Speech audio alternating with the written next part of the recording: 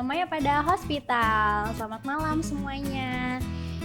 Jadi hari ini perkenalkan, nama saya Via. Hari ini saya akan berbincang-bincang dengan dokter spesialis penyakit dalam, Dokter Heri Nur Setianto dari Maya pada Hospital Jakarta Selatan. Nah, live IG kali ini kita akan membahas mengenai diabetes dan COVID-19. Adakah hubungannya? Nah, live Instagram kali ini juga kami selenggarakan dalam momen Hari Diabetes Internasional pada tanggal 14 November 2020 hari Sabtu nanti. Terima kasih ya Maya Fresh yang sudah memberikan komen dan juga pertanyaannya pada postingan sebelumnya nih beberapa hari yang lalu di Instagram Maya pada Hospital. Pertanyaannya sudah kami pilihkan yang terbaik dari yang terbaik. Nanti kami akan menanyakan kepada Dokter Heri, nanti akan dijawab juga. Untuk Maya Friends yang belum bertanya, nanti silahkan tanya di live chat ini di bawah sini. Nanti akan dipilihkan juga oleh tim kami dan akan ditanyakan kepada Dokter Heri. Nah, sudah bergabung juga nih bersama kami Dokter Heri. Halo dok. Halo, selamat malam. Nah, nanti dari pertanyaan, Waalaikumsalam warahmatullah. Nanti dari pertanyaan itu juga akan ada hadiah untuk 10 orang pemenang. Yang pertanyaannya yang paling terbaik akan mendapatkan total hadiah 1 juta rupiah untuk 10 orang pemenang.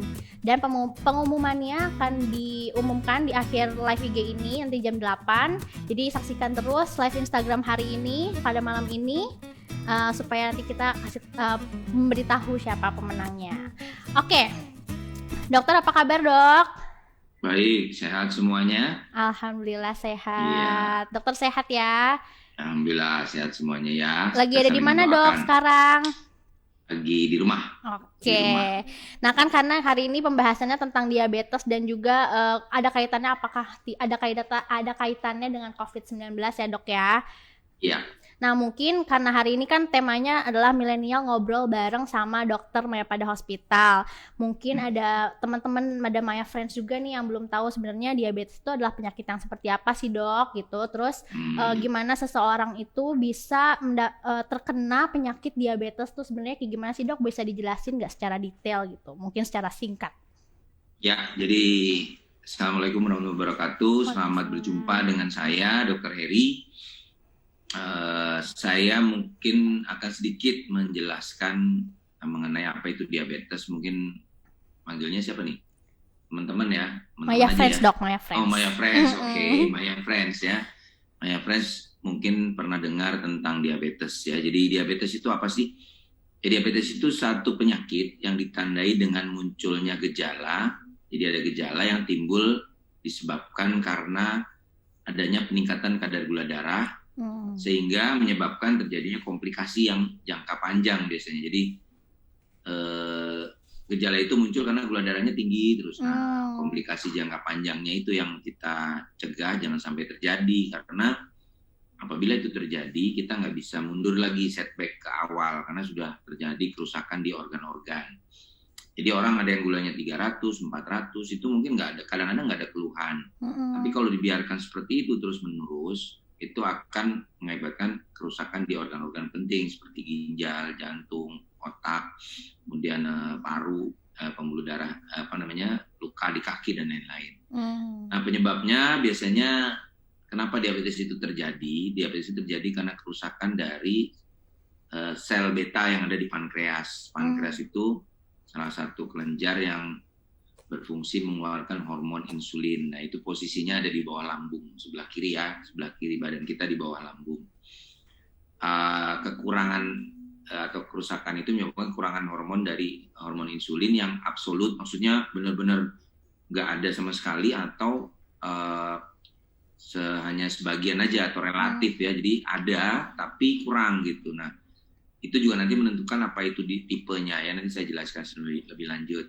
Akibatnya, jadi tadi sebabnya definisi sebab akibat. Nah, akibatnya terjadi komplikasi namanya ya. Komplikasi itu terjadi kerusakan pada organ-organ penting seperti ginjal, mata, saraf, jantung dan pembuluh darah terutama ya.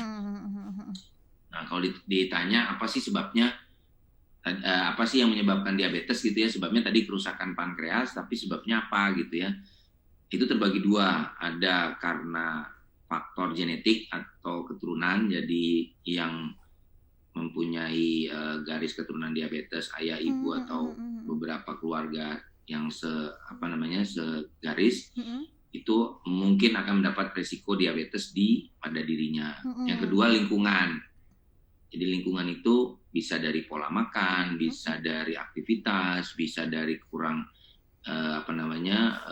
habit yang jelek, kebiasaan jelek, ngemil malam-malam dan lain-lain ya. Gaya hidup, kemudian kurang olahraga dan stres juga bisa nih. Makanya pada masa pandemi ini orang yang diabetes ini makin jadi nih. Karena apa? Stres, karena nggak bisa kemana-mana. Yang kedua, kalau nggak kemana-mana terus apa? Makan. Ya. Iya, kegiatannya cuma makan aja dok ya. Iklan apa gitu kan sambil nonton makan, sambil chatting makan, semuanya makan. Cuma bedanya sekarang makan di rumah masing-masing. Kalau biasanya makan di tempat restoran umum ya. Jadi dua-dua itu bisa menyebabkan kerusakan pada pankreas sehingga tidak berfungsi dengan baik sehingga kadar gula darahnya tinggi. Tipenya ada 3, 1, 2, 3, ada 4 ya. Kalau ditanya nanti ada yang tipe 1, tipe 2, tipe 3 atau tipe lain dan tipe 4 atau tipe kehamilan. Jadi kalau tipe 1 biasanya anak muda. Rata-rata di bawah 20 tahun. Jadi anak-anak kecil itu ada yang udah diabetes. Yang, gitu ya dok ya? Dari umur 5 tahun sampai nanti dia dewasa, menikah dan lain-lain itu mulainya dari biasa di bawah umur 20 tahun itu diabetes tipe 1. Nah itu harus biasanya wajib pakai insulin. Karena dia nggak bisa, dia yang tadi dibilang kekurangan insulin mutlak. Karena pankreasnya rusak, sebagian besar rusak, jadi nggak ada insulin. Akhirnya butuh insulin, harus dengan insulin suntik gitu ya, nggak bisa pakai obat. Jadi anak-anak muda itu yang kecil-kecil tuh nyuntik insulin, mereka dibantu orang tuanya atau sendiri kalau udah remaja ya. Yang kedua diabetes tipe 2. Tipe 2 itu biasanya pada usia di atas 40 tahun. Di atas 40 tahun. Nah, in between di antara 25 sampai 40 ini ada yang tipe 2 tapi muda atau tipe 1 tapi tua ada. Jadi ini in between ada tapi jarang. Nah, di atas 40 tahun, nah itu biasanya masih bisa pakai obat, bisa kombinasi, bisa pakai insulin juga. Tapi yang ketiga, silakan dulu deh ngomong. Yang ketiga tipe lain, tipe lain ini karena satu penyakit, misalnya ada orang tadinya nggak diabetes, terus dia ada tumor di pankreasnya, pankreasnya dioperasi kemudian dipotong, nah akibatnya kan jumlah insulinnya kurang kan, itu tipe lain. Kemudian ada orang yang minum obat steroid misalnya karena dia asma, dia ada rematik, kalau nggak minum obat itu dia nyeri atau sesek, nah akhirnya minum itu rutin, nah gulanya naik, nah itu tipe lain. Nah, yang keempat tipe hamil, tipe kehamilan ya, diabetes dalam kehamilan, yaitu hanya muncul diabetesnya pada saat hamil. Sebelumnya nggak ada, sesudahnya juga nggak ada. Cuma hati-hati begitu diabetes kehamilan muncul, setelah melahirkan hati-hati dia akan jadi diabetes tuh kalau nggak jaga makan ya. Jadi 4 itu. Ada yang mau ditanya apa? Tadi? Jadi emang banyak faktornya ya dok yang bisa menyebabkan adanya diabetes gitu ya? Nah, 2 lah. Dua ya. Kan kalau misalnya emang yang biasanya masyarakat awam tahu tuh namanya diabetes mellitus ya dok ya? Nah betul. Itu apakah emang ada macam-macam diabetesnya lagi atau emang cuma ada satu itu aja? Nah, ini pertanyaan menarik nih. Jadi diabetes mellitus sama ada lagi diabetes insipidus. Jadi mellitus itu artinya manis gitu ya, jadi pancuran manis gitu ya. Jadi mellitus itu manis, jadi diabetes mellitus, jadi diabetes yang menyebabkan kita jadi manis gitu. Benar-benar manis itu. Jadi kalau di tradisional itu orang-orang di kampung itu mereka kadang-kadang kalau habis buang air kecil itu disemutin, pasien bilang gitu dok, saya habis ini disemutin nih dok. Jadi tubuhnya disemutin gitu ya dok ya? Urinnya. Urinnya. Dikirain badannya. Enggak. Dari urinnya itu memang kadar gulanya keluar tinggi. Yang kedua jadi itu diabetes mellitus, ya orang bilang makanya namanya kencing manis, karena buang air kecilnya manis, memang betul. Nah yang kedua diabetes insipidus, itu karena gangguan metabolisme air. Jadi pasien itu kencingnya banyak banget, bisa sampai 3 liter, 1 galon aqua itu bisa sehari. Jadi dia pipis terus nggak berhenti kencing lagi gitu. Ini diabetes insipidus, itu sebabnya lain, itu di sentral, di otak kecil ya, di di hipofisis ya, di pituitary. Nah itu beda. Jadi yang terkenal memang diabetes insipidus, tapi diabetes mellitus. Diabetes insipidus ada. Jadi yang itu cukup emang, asal tahu aja. Yang emang sering banyak terjadi di masyarakat tuh emang diabetes mellitus itu ya dok ya? Ya, mellitus itu hampir sebagian besar yang besar. tipe 2. Tipe 2. 1 enggak terlalu banyak. Oke, baik. Nah, sebenarnya kalau misalnya untuk menghindari penyakit diabetes itu apa aja dok? Selain nggak makan makanan manis, terus banyak minum air putih pasti ya dok ya? Ya. Apa aja dok kira-kira? Jadi bagaimana menghindari? Yang pertama risikonya dulu ya. Jadi siapa sih yang berisiko kena diabetes? Yaitu biasanya yang sering tuh mulai pada usia di atas 40 tuh, hati-hati. 40. Kemudian ada riwayat keluarga yang menyandang diabetes, misalnya ayah, ibu, kakak, adiknya, nah hati-hati. Terus obesitas, kegemukannya. Kemudian ada kolesterol tinggi, itu hati-hati. Terus kalau misalnya tadi belum ketahuan tapi pernah melahirkan anak berat badannya 4 kilo bayinya, nah itu juga risiko tinggi. Oh, jadi kalau misalnya bayinya di atas 3 kilo gitu, 4 kilo itu emang ada faktor juga ya dok ya? Iya, jadi kenapa dia bayinya besar, karena kalau nggak ketahuan diabetes pada hamil, itu gulanya tinggi, nah si bayi itu terekspos dengan kadar gula darah tinggi, sehingga bayinya kayak dikasih makan terus, makanya tumbuhnya lebih besar dari pertumbuhan rata-rata bayi normal, bayi yang sehat, karena gulanya tinggi, itu salah satu deteksinya. Nah, mencegahnya pertama adalah yang perlu diketahui, satu, kalau kadar gula darah tinggi kadang-kadang nggak ada keluhan, jadi tidak selalu penyandang diabetes itu ada keluhan, dia hanya kadang-kadang ketahuan pada saat pada saat dia misalnya check up kayak gitu ya, check up, kemudian pada saat nggak sengaja ke mall dulu ya ngecek. Nah itu juga. Jadi jangan lupa bahwa bukan hanya nggak ada keluhan, tapi harus rajin general check up gitu ya. Jadi jangan sampai kita lengah gitu, mentang-mentang nggak ada keluhan terus seenaknya gitu makan sembarangan, nanti saya nggak ada diabetes, ternyata dia ada gitu ya. Berarti iya. Emang nggak ada keluhan yang, maksudnya nggak ada gejala yang berarti gitu ya dok kalau misalnya diabetes? Jadi ada yang pakai gejala klasik.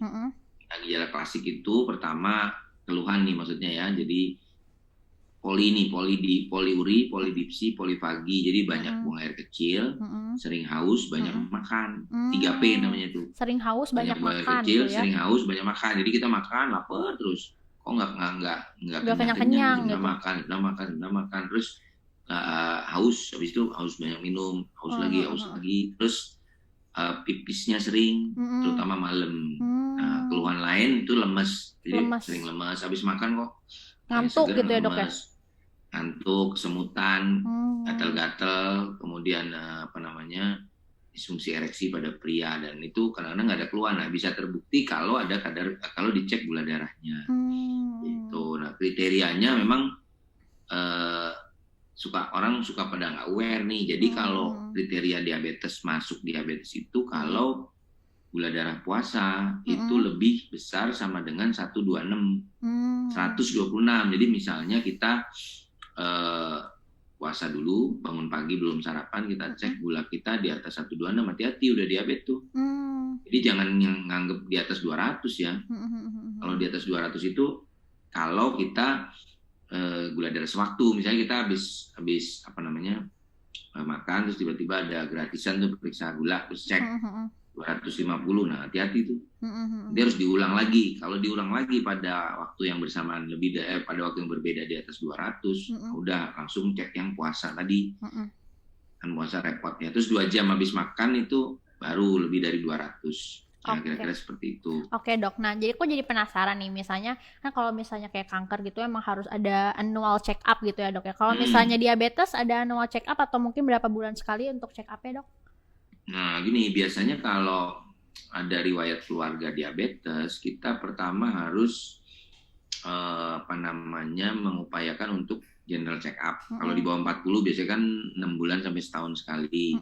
Tapi kalau ada keluarga yang diabetes itu kalau bisa 3 bulan itu kita harus cek sendiri, minimal gula darah sewaktu gitu. Oke. Atau paket, kan sekarang di lab-lab tuh ada tuh paket diabetes. Nah, misalnya gula puasa 2 jam, kolesterol, nah itu harus dicek. Ya kalau masih muda sih 6 bulan sampai 1 6 tahun. bulan, oke. Jadi Maya Friends Nah, jangan lupa lakukan general check up ya, 6 bulan sekali atau 3 bulan sekali kalau misalnya ada faktor genetik ya dok ya. ya keluarganya ada. Oke, nah dok, nanti kan udah berapa banyak juga tuh edukasi dari dokter. Nah sebenarnya ini aku mau nanya tentang mitos dan fakta mengenai diabetes gitu ya dok ya. Apa tuh? Nanti kan katanya ada juga makan makanan manis itu bisa menyebabkan diabetes. Nah sebenarnya emang iya dok, kebanyakan makanan manis itu bisa menyebabkan diabetes?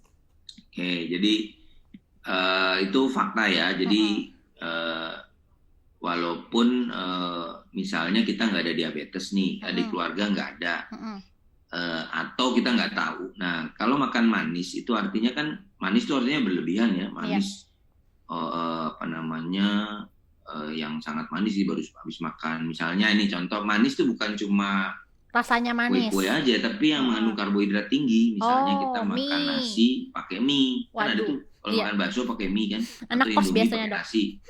Ya, anak kos tuh Indomie pakai nasi gitu ya. Itu dua-duanya karbo. Nah, jadi itu dengan meningkatnya kadar gula dalam darah, itu pankreas kita kan bekerja ngeluarin insulin. Lebih keras ya dok. Nah, dia bekerja lebih keras kalau setiap hari begitu, artinya kita terbiasa ngemil malam-malam tanpa ada aktivitas ya, minimal kita jadi gemuk, ya kan? Jadi gulanya kalau nggak dibakar, kalau kita, jadi intinya sebenarnya kalau kita makan itu harus segera dibakar, jangan sampai ada ekses numpuk. Jadi sarapan pagi itu untuk kita bekerja sampai siang. Kalau kita kerjanya macul, bekerja keras, ya itu makan satu porsi gede. Tapi kalau kita makannya kerjanya yang di kantoran atau hal-hal yang tidak terlalu banyak, ini yang usahanya banyak sarapan, malah ngantuk nanti. Nah, pada kondisi seperti itu, kalau kita makannya banyak nih, makan cendol, durian, nah itu gulanya naik. Tiap hari dipaksa untuk kerja keras, lama-lama fatigue, pankreasnya fatigue. Nah, untuk orang yang tidak ada riwayat diabetes, minimal dia jadi gemuk. Nah, obesitas itu yang menyebabkan terjadinya resistensi insulin. Nah, iya tuh benar. Jadi orang yang nggak diabetes tapi doyan makan manis terus jadi gemuk. Nah, gemuknya ini sebenarnya mengganggu kerja insulin karena lemaknya itu yang bikin insulinnya tidak sesuai dengan kerjanya. Nah, kalau yang ada riwayat keluarga diabetes dan belum ketahuan, itu malah dipicu. Jadi dengan makan manis-manis manifest itu si pankreasnya yang sudah pas-pasan, suruh kerja keras, ya akhirnya dia fatigue, akhirnya gulanya naik. Jadi betul manis ada requirement tertentu ya, yang bisa dikonsumsi gula, itu ada requirement-nya. Jadi dibatasi lah. Mulai sekarang kita mikir kalau mau manis-manis ya, kalau nggak ada keluarga yang diabetes ya masih boleh, tapi harus berhitung. Benar, jadi itu fakta. Kalau kita terlalu banyak makan yang manis-manis, nah jadilah akan ke arah diabetes. Jadi buat yang suka makan mie pakai nasi itu udah harus dihindari banget ya dok ya. Kalau mie ya mie, nasi ya nasi gitu. Jadi pilih salah satu karbo aja ya dok. Yes, karena mie instan itu satu porsi itu kira-kira 250 sampai 300 tuh isi plastik, itu sama dengan sebenarnya makan nasi di warung Padang. Tapi yang ini nggak kenyang, makan Indomie pasti kan 2 porsi tuh baru kita kenyang. Nah, berarti 600 kalori. Ya, udah gitu makannya tengah malam kan. Lagi lapar iseng makan pas itu pakai sambal pula, ya udah. Emang mie instan paling enak kalau malam-malam ya dok ya. Iya. Tambah udah makan mie instan begadang lagi makin parah ya tuh dok. Nah, kuliah ya waktu itu ya. Ada jadi curhat. Sebenarnya ini mitos yang kedua tadi udah sempat dibahas juga nih sama dokter, katanya kelebihan berat badan menyebabkan diabetes. Berarti benar ya dok ya?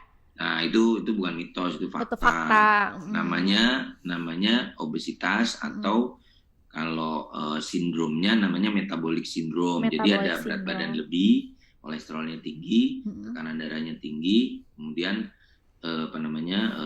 asam urat tinggi. Nah itu kalau diterus-terusin bisa jadi diabetes tuh, metabolic syndrome namanya, METS syndrome namanya. Oke. Nah dok, katanya nih kalau misalnya emang kita udah terkena penyakit diabetes, kalau misalnya emang terjadi luka nih, misalnya kebaret kertas gitu misalnya, emang jadi susah sembuh ya dok ya? Itu mitos atau fakta? Itu fakta. Dengan catatan kalau pertama dia punya kadar gula darahnya tidak terkontrol.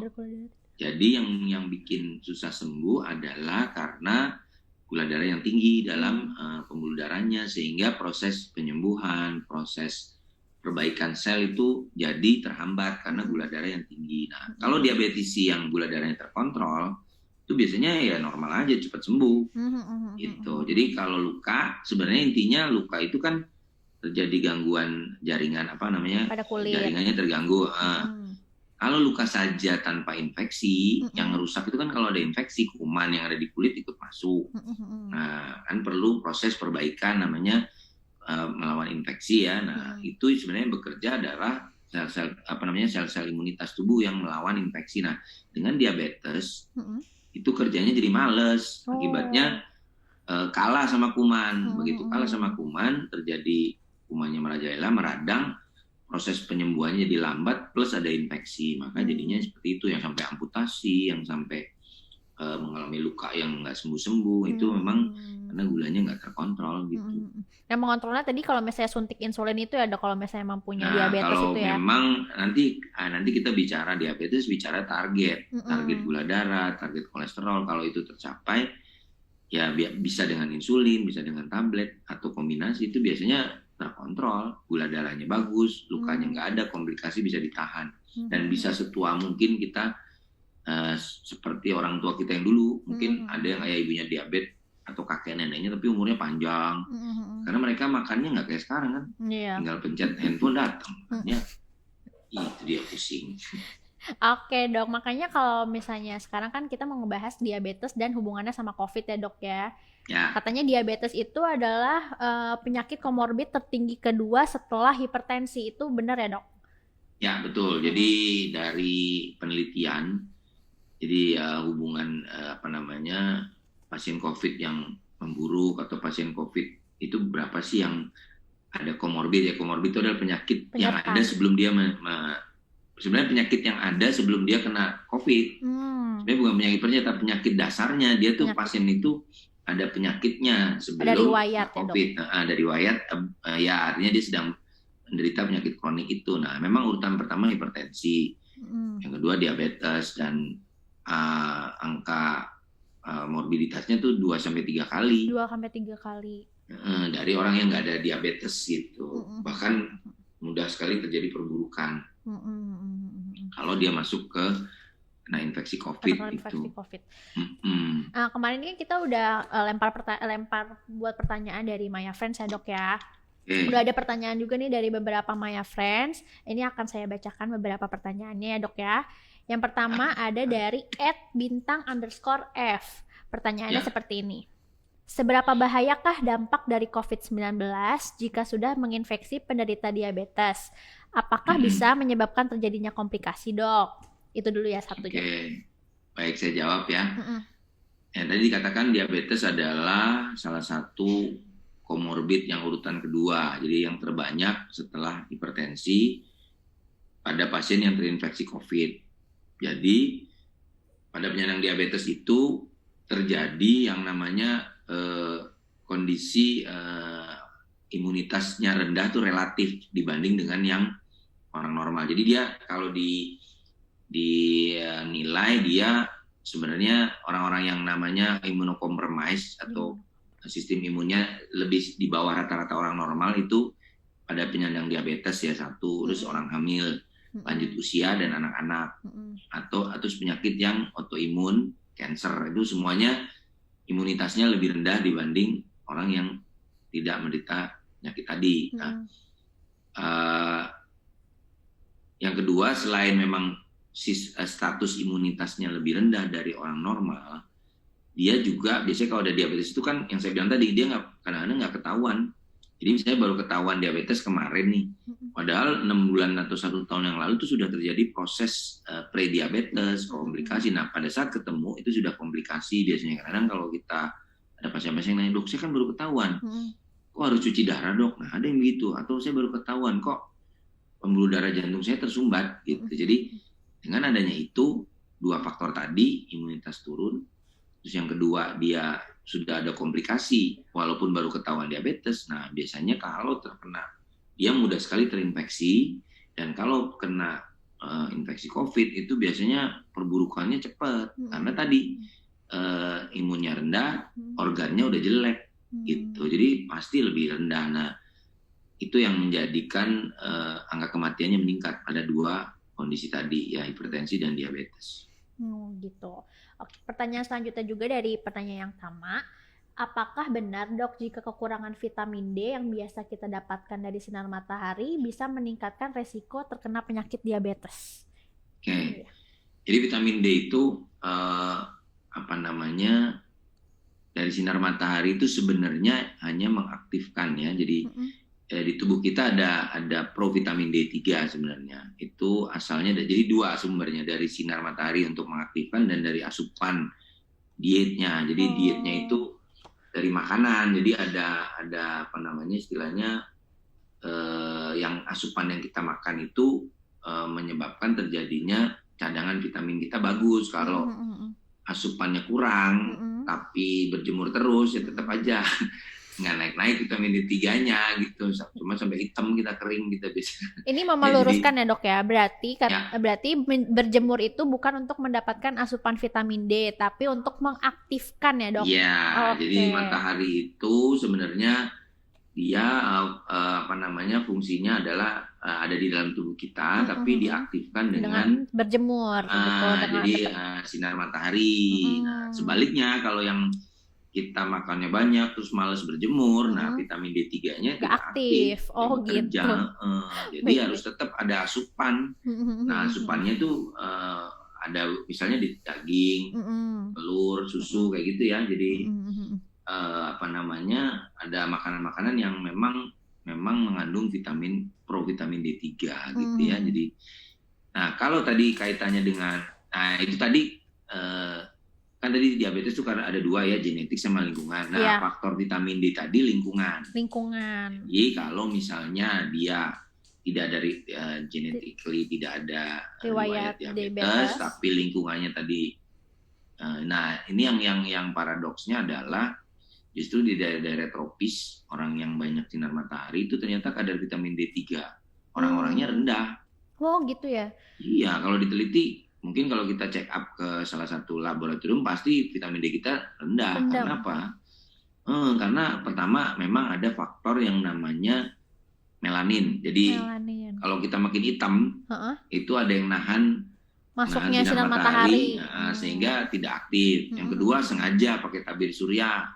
Kalau takut kebakar, takut kulitnya kering, kita pakai tabir surya tebal gitu semua badan. Atau yang ketiga pakai baju tebal yang tidak tembus matahari, atau ngumpet masuk ke gedung-gedung menghindari matahari pakai payung dan lain-lain. Jadi kenapa itu demikian? Selain ada faktor yang namanya polimorfisme, jadi ada kecenderungan orang itu memang tidak bisa aktif vitamin D3-nya. Nah, kalau vitamin D itu kan salah satunya selain tadi untuk tulang dan lain juga menstimulasi produksi insulin. Jadi kalau kurang vitamin D3 produksi insulinnya relatif agak rendah. Dan yang kedua, kalau kita berjemur itu resiko obesitas jadi berkurang. Iya. Kalau kita jadi vitamin D itu fungsinya mengurangi resiko obesitas. Nah, dua tadi kekurangan insulin dan adanya obesitas itu menyebabkan diabetes pada jangka panjang gitu. Jadi enggak kalau orang yang nggak pernah berjemur langsung kena diabetes, nggak begitu. Tapi ya tadi banyak step-stepnya. Agak lebih cepat dibanding agak lebih lambat dibanding kalau orang makan manis-manis terus. Dok, saya punya pertanyaan satu. Tadi kata dokter karena kalau misalnya kita pakai tabir surya kan jadinya kayak keblok gitu kan ya dok ya sinar mataharinya. Nah, kira-kira kalau misalnya kita pakai tabir surya cocoknya pakai yang UV berapa supaya sinar matahari itu tetap bisa masuk gitu? Itu dia kan yang paling rendah lah. Tapi kalau menurut saya sih ya pakainya tipis-tipis aja. Tipis-tipis aja. Jangan terlalu ya susah juga ya kita di daerah tropis karena murah matahari, jadi kita malah menghindar. Kalau orang bule pengen dapat matahari terus gitu ya. Iya, karena mahal perjalanan ke sini kan, daerah tropis mahal. Dan di sana menunjukkan status ekonomi. Orang yang hitam-hitam itu yang kering-kering yang kulitnya gosong, berarti dia kaya, dia bisa datang ke daerah tropis. Jadi itu status sosial malah ya. Makanya kalau di sini kan kita males hitam ya. Iya. Jadi pakai yang tipis saja. Tapi memang mereka pakai SPF-nya standar biasanya. Tinggal gimana apply-nya. Kalau jangan semua tubuh lah gitu. Terus ya jangan sering-sering, kalau memang ini waktunya olahraga jangan pakai sunblock gitu loh maksudnya. Tapi kalau siang di atas jam 12 yang memang benar-benar itu kan sebenarnya sunblock itu fungsinya menahan terhadap UV yang jelek, bukan UV yang bagus.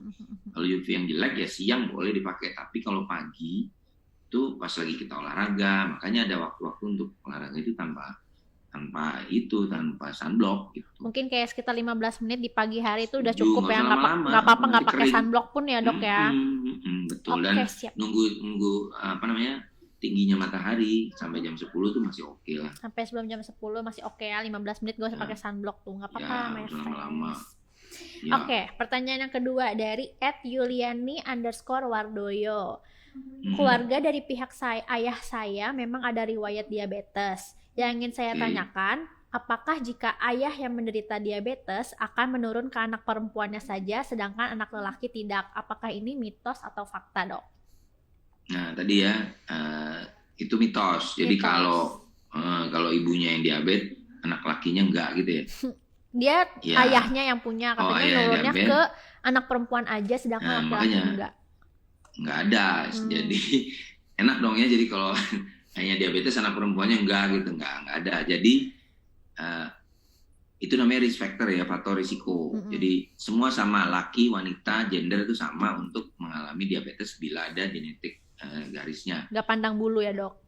Tapi presentasinya berbeda. Kalau misalnya ayah dan ibu atau dua-duanya diabetes, itu pasti lebih besar resiko generasi berikutnya untuk kena diabetes. Masing-masing orangnya gitu? Bukan, maksudnya orang tuanya diabetes, ayah ibu. Nah anaknya ini ada 4 misalnya, yang 4-4-nya risikonya sama, yaitu sekitar 75% tiap orang.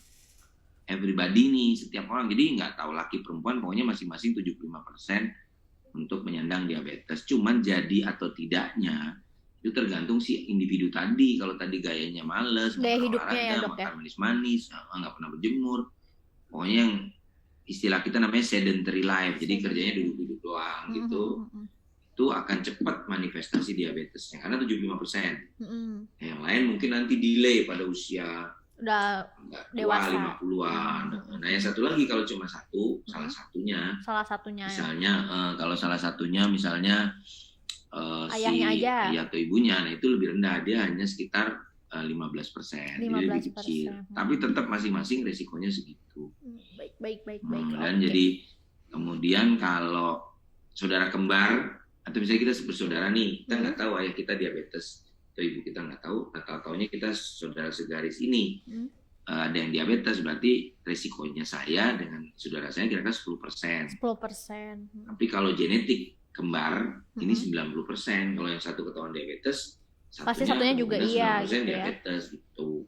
Tapi jadi itu mitos itu ya. Bergantung lagi sama gaya hidup ya dok ya. Betul. Oke, pertanyaan. Oke. Pertanyaan selanjutnya, mengapa orang yang menderita diabetes lebih riskan terhadap COVID-19? Apa karena daya tahan tubuh yang lemah setelah terkena diabetes? Mungkin tadi udah dijawab ya dok yang pertama kali itu ya. Imunitasnya jadi lebih rendah. Apakah vitamin C dan D3 efektif untuk meningkatkan imun, mencegah penularan COVID? Dan apakah vitamin C dan D3 aman bagi penderita diabetes?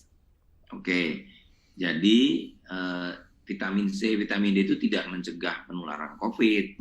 Penularan COVID bisa dicegah dengan 3M tadi. Memakai masker, pakai masker, cuci tangan. Ya, jadi yang vitamin C, vitamin D ini fungsinya adalah dia mempertahankan sistem imun. Jadi kalau kita mengkonsumsi vitamin C dan vitamin D, terutama vitamin C, dia tuh memperbaiki misalnya ada infeksi saluran nafas di paru, itu bisa mempertahankan fungsi paru, jadi nggak sampai jelek gitu kalau terinfeksi COVID atau apa, itu nggak buruk, nggak rusak benar-benar gitu. Yang kedua, dia vitamin C itu mencegah oksidatif stres. Jadi karena kita kurang oksidan, misalnya banyakkan kurang antioksidan, kita banyak oksidan, misalnya makanan yang digoreng, dibakar dan lain-lain, itu dengan vitamin C bisa mengendalikan, mencegah terjadinya oksidatif stres. Dan kalau pada kasus COVID itu bisa mencegah yang namanya badai sitokin. Badai sitokin.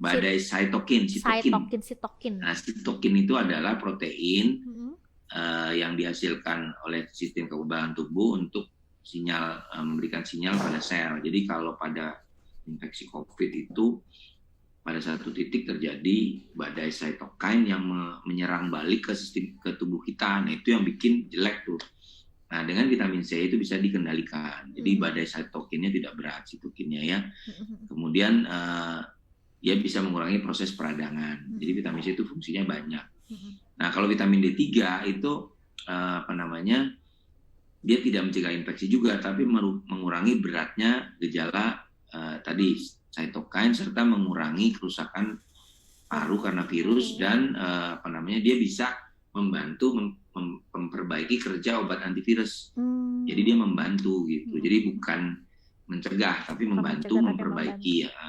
Kemudian satu lagi zinc itu juga diperlukan zinc ya. Jadi vitamin C, vitamin D, zinc. Itu perlu. Nah, tadi pertanyaannya sama ini dok, apakah aman bagi penderita diabetes? Vitamin C, D3 sama tadi zinc ya dok? Ya, vitamin C itu efek sampingnya kalau dosis tinggi, jadi kalau pada kondisi pandemi ini minimal kita minum 1000 mg. 1000 mg. Biasanya kalau yang di iklan-iklan itu kan 500 ya, itu untuk maintenance harian. Tapi kalau lagi COVID begini kita minum 1000-an, 750 sampai 1000. Atau kalau lagi sakit, kalau kena COVID biasanya kita kasih 3 gram. Nah, itu efek sampingnya kalau diminum kan lambung ya, asam lambung.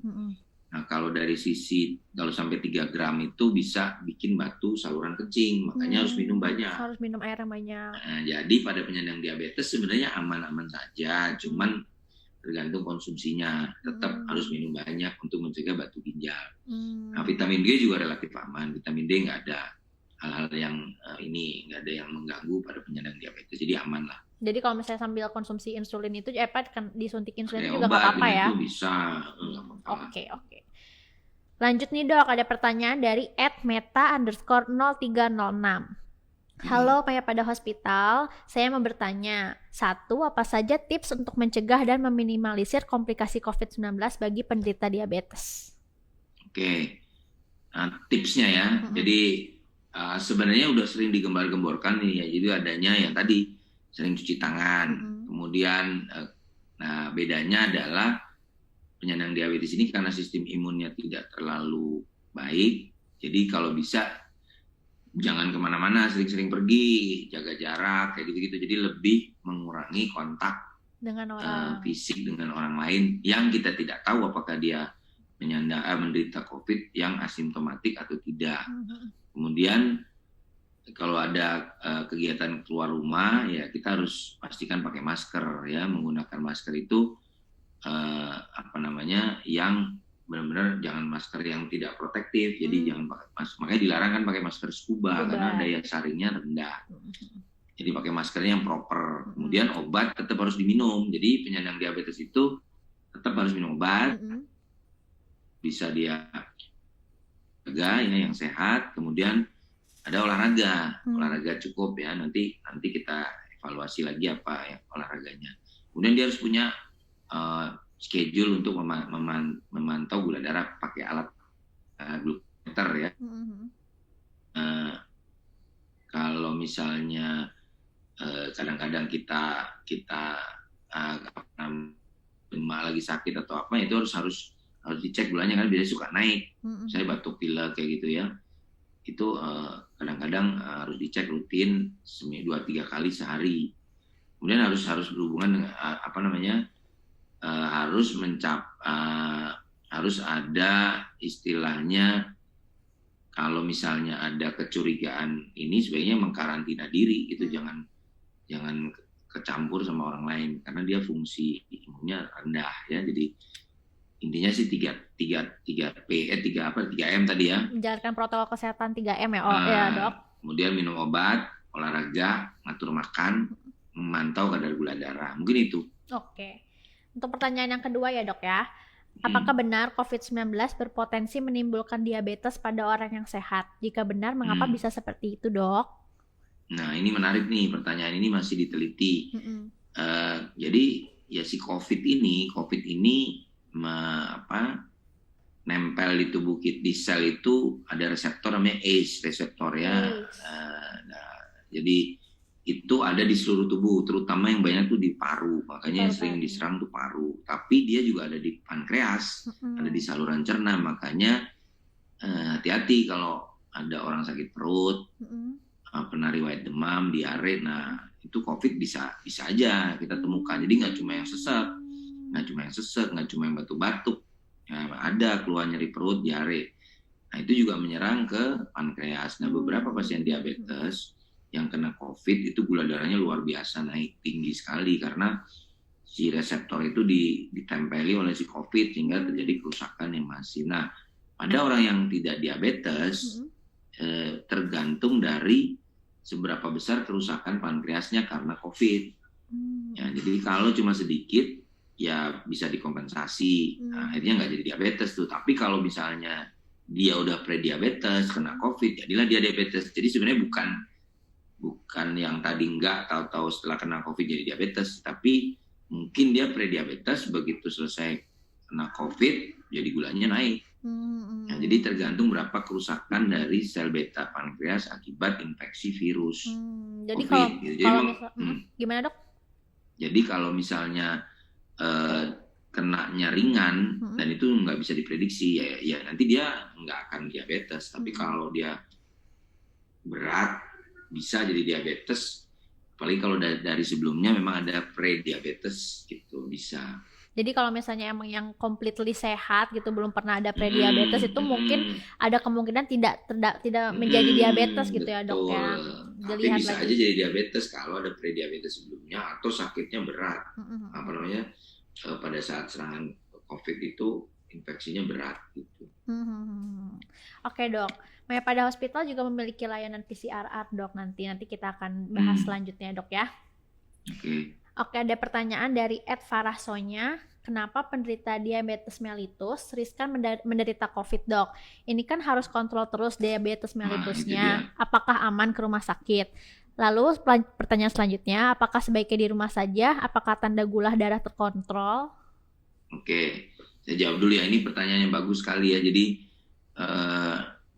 dilema ya. Jadi kita harus tetap kontrol tapi takut ke rumah sakit karena takutnya kontak ya. Jadi sekarang ini sejak pandemi ini kan kita menerapkan era new normal ya. New normal itu kita harus pakai tadi protokol kesehatan dipatuhi, kemudian berusaha kalau ke rumah sakit itu berusaha dipisahkan antara yang ada infeksi sama enggak. Jadi kalau di Mayapada mungkin gedungnya terpisah ya.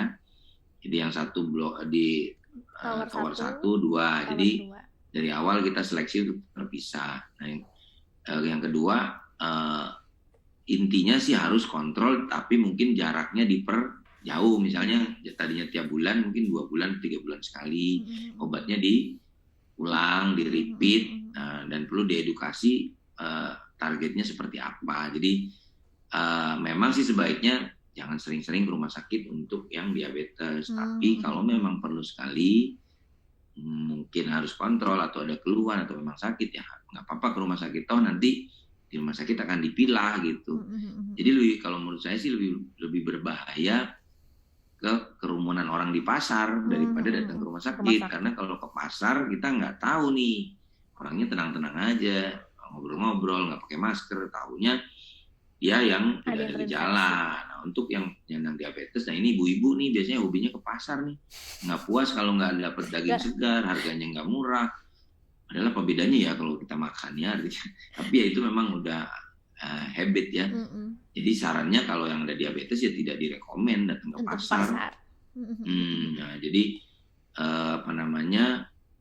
sebaiknya sih kalau nggak perlu jangan keluar. Tapi tetap harus kontrol, kan sekarang ada banyak media, bisa pakai telekonsultasi, betul. Bisa orang lab suruh ngambil ke rumah, jadi nggak usah datang ke ini. Jadi memang ada layanan-layanan yang mendekatkan pasien untuk bisa kontrol ya. Dokter. Tadi mengenai tanda gula darah terkontrol ya. Jadi ya kalau gula darah terkontrol sebaiknya memang idealnya pakai alat periksa gula darah ya. Jadi ada target. Jadi gula darah puasa itu kira-kira 110 130 gula puasa 2 jam setelah makan 140 160. HbA1c yang 3 bulanan itu kira-kira 7,5 lah. Itu biasanya kalau yang nggak pakai alat itu kita bisa pantau aja kalau buang air kecil malamnya berkurang, itu biasanya gula darahnya di bawah 200. Jadi asal minumnya benar terakhir sebelum makan malam, jangan minum banyak lagi sehingga malam sampai pagi kita tidak terbangun. Kalau gulanya bagus. Kalau misalnya yang kayak untuk cek kontrol gula darah gitu, misalnya ada alat untuk di rumah nggak sih dok? Kalau misalnya kayak hipertensi kan ada tuh tensi yang buat di rumah kan, ada kayak tensi elektronik gitu. Nah kalau misalnya untuk gula darah ada nggak? Ada, namanya glukometer. Jadi bahkan sekarang pakai alat yang langsung scanner, jadi ditempel ininya apa namanya untuk pemeriksaannya nempel kayak ditempelkan gitu, ada jarum kecil terus tinggal di scan aja gula darahnya bisa dilihat. Gitu. Itu yang monitor gula darah yang apa namanya self monitoring yang rutin. Kalau enggak yang pakai jari yang dicetek gitu, yang dilihat gulanya. Nah itu tadi targetnya. Kayak alat kayak buat rapid gitu ya dok ya, dicetek gitu ya? Mirip gitu tapi ada angkanya nanti keluar berapa gulanya gitu. Oke. Tahu lah pasti yang udah diabetes. Siap. Nah pertanyaan masih dari orang yang sama nih dok. Katanya ayah saya diabetes mellitus sudah 10 tahun disertai dengan penyakit jantung. Saat ini sudah lanjut usia. Bagaimana cara meningkatkan imunitas pada pasien-pasien komorbid seperti ini dokter? Olahraga apa yang cocok karena mudah sekali lelah jika beraktivitas? Ya, jadi seperti sampaikan tadi, memang kalau long standing diabetes, jadi di atas 10 tahun, itu biasanya apalagi udah pakai insulin ya, biasanya sudah memang memerlukan suplementasi insulin. Nah, tinggal dilihat bagaimana ada komplikasi apa enggak, jadi ada koroner apa enggak, gangguan ginjal dan lain-lain. Nah, secara umum aja imunitasnya ya meningkatkannya ya tadi dengan pertama kontrol gula darahnya harus bagus, yang kedua pola makannya harus baik, ketiga boleh tambah vitamin C, vitamin D, sama zinc itu boleh untuk mencegah infeksi virus. Kemudian ya olahraga tadi ya, olahraga yang disarankan ya yang sesuai dengan usia. Jadi minimal kita punya target. Kalau yang disarankan itu 150 menit per minggu. Jadi bisa dibagi seminggu 3 kali, kira-kira 50 menit gitu ya. Atau mau 30 menit kali 5 gitu bisa. Nah, itu minimal. Nah, sebaliknya jangan sampai kita terlalu berlebihan juga olahraga di masa pandemi, karena pada titik-titik tertentu itu justru malah imunitas kita turun. Contohnya misalnya kalau kita di TV kan sering lihat tuh atlet-atlet sepak bola, atlet basket, rugby itu sering kena kan terinfeksi COVID kan di TV kan. Itu karena mereka latihannya terlalu keras sehingga ada namanya fase jendela. Nah itu yang pada saat habis olahraga kita lagi turun imunitasnya, biasanya kan kita jalan, nah masuklah virus. Nah jadi olahraganya harus sedang ya, ringan sampai sedang.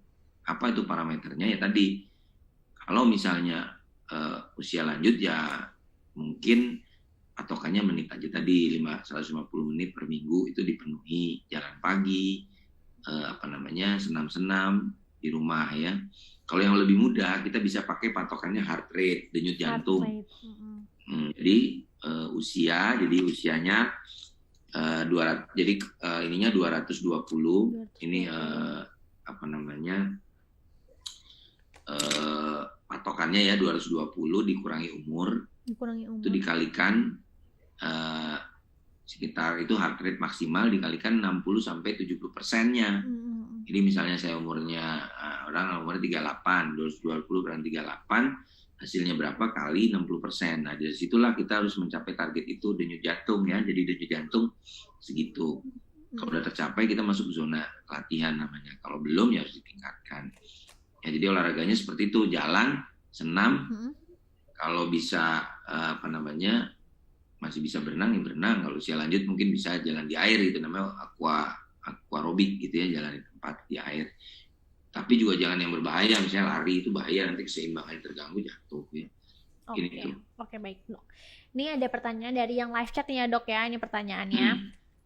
Ada dari @yohana_mns. Dok, apa bedanya gula basah dan gula kering? Kenapa bisa disebut kering atau basah juga? Nah ini tadi kaitannya mitos ya, mitos dan fakta. Jadi sebenarnya orang itu tadi yang saya bilang kan ya, jenis diabetes kan ada 4 tadi, 4 macam ya. Basah kering itu nggak ada sebenarnya. Itu mungkin orang menganalogikan, oh kalau basah itu gemuk, kalau kering itu kurus. Nah, sebenarnya yang adanya adalah luka basah dan luka kering. Jadi kalau orang yang mengalami luka pada diabetes, kemudian lukanya basah itu bernanah, kemudian berbau, merah, pokoknya kayak luka yang ada darahnya gitu ya dok ya? Yang jelek gitu ya, itu luka diabetes tipe basah. Tipe basah. Satu lagi yang tipe kering. Nah, tipe kering itu benar-benar kering, jadi kayak mumi. Jadi kulitnya kering, tidak ada nanah, tapi mati, busuk juga. Nanti one day bisa lepas sendiri jarinya. Nah, itu sebenarnya namanya luka tipe basah dan luka diabetes tipe kering.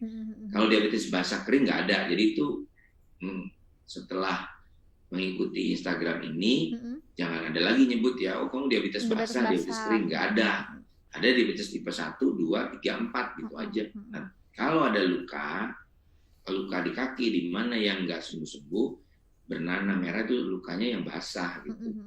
Kalau yang kering dia hitam, benar-benar hitam, kayak apa namanya, crops gitu ya, kayak kayu. Iya, jadi nggak ada ya tipe basah, tipe kering diabetes. Kayak ayam hitam gitu dok? Ya kayak kayu hitam yang kering dikletek, bisa dilepas gitu. Oke. Bisa copot. Ini ada pertanyaan lagi nih dok dari @kc.li. Dok, bagusan minum obat diabetes atau suntik insulin ya? Kalau diabetes tinggi di gula darahnya di atas 300. Nah, jadi gini, biasanya tipe 2 ya. Kalau tipe 2 itu di atas 40 tahun itu memang masih bisa milih pakai insulin atau obat atau kombinasi. Nah, kalau bicara bagus yang mana, memang sih idealnya insulin yang lebih alamiah. Jadi insulin itu menggantikan. Jadi pankreasnya bisa diistirahatkan karena ada suplai dari luar insulin. Sehingga pankreasnya bisa istirahat, dia memperbaiki diri, minimal sel-sel yang mulai agak aus atau rusak bisa pulih lagi. Nah, biasanya dosis insulinnya jadi berkurang. Nah, itu sebenarnya kebaikan dari insulin, dia bisa mengistirahatkan pankreas karena diganti. Nah, kalau obat-obatan itu memang fungsinya pertama memperbaiki kerja insulin. Dia bukan insulin ya, dia bekerja memperbaiki kerja insulin. Yang kedua, memperbaiki fungsi pankreas. Ada obat-obat yang baru nih memang diklaim bisa memperbaiki sel beta yang mulai rusak. Tapi kalau udah rusak ya nggak bisa bangun. Tapi yang mulai rusak bisa dicegah untuk merusak. Ya, jadi ada yang ketiga, memang ada obat yang memaksa atau membuat insulinnya lebih banyak. Nah, itu yang kadang-kadang bikin capek pankreasnya. Jadi makin cepat terjadi kerusakan kalau terlalu besar dosisnya. Jadi kalau ditanya tergantung individual mau yang mana. Jadi ya kalau saya selalu bilang ke pasien, untuk diabetes jangan nyontek ya obatnya. Misalnya ayah saya obatnya ini, saya pakai ini ya. Belum tentu, karena masing-masing individual berbeda. Bisa aja ayahnya ada gangguan ginjal, kita enggak. Nah, mungkin obatnya berbeda ke arah yang lebih aman. Jadi kalau ditanya, nanti dokter yang nentuin. Kalau pokoknya intinya adalah tercapainya target yang saya bilang tadi, puasa 2 jam lebih biasa. Nah, kalau itu tercapai entah dengan obat, entah dengan insulin, itu biasanya komplikasi bisa ditahan ya, bisa dikurangi. Oke. Satu pertanyaan lagi ya dok, karena kan waktunya tinggal 5 menit lagi nih. Satu pertanyaan lagi jawab dengan jawab dengan singkat aja dok ya. Ini juga saya jadi penasaran nih.